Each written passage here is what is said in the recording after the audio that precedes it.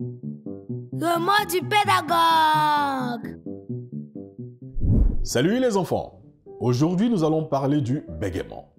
Le bégaiement est un trouble de la parole affectant le débit de la parole, caractérisé par des répétitions et prolongations involontaires des sons, syllabes, mots ou phrases, et par des pauses silencieuses involontaires.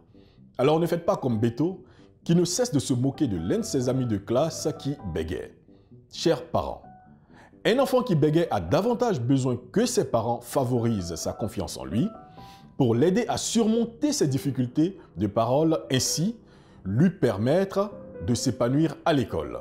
Si votre enfant fait son entrée à l'école et qu'il bégaie toujours, il est conseillé de consulter un orthophoniste parce que le bégaiement disparaît rarement de façon spontanée à cet âge.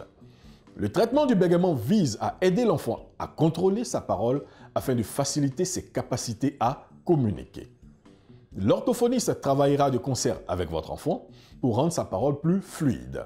Il vous invitera aussi, sûrement, à participer au traitement en adoptant certaines attitudes, telles que l'écouter avec intérêt quand il parle et vous montrer patient. Évitez de dire le mot ou de terminer la phrase à sa place ou de lui demander de ralentir. Portez attention à ce qu'il dit plutôt qu'à la façon dont il le dit.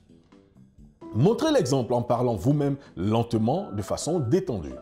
Pour renforcer sa confiance, il est bon de dédramatiser ses erreurs, de le féliciter pour ses bons coups, de lui faire vivre ses succès dans d'autres sphères que la communication, exemple le sport et l'art, et lui faire part de toute votre affection et de votre compréhension.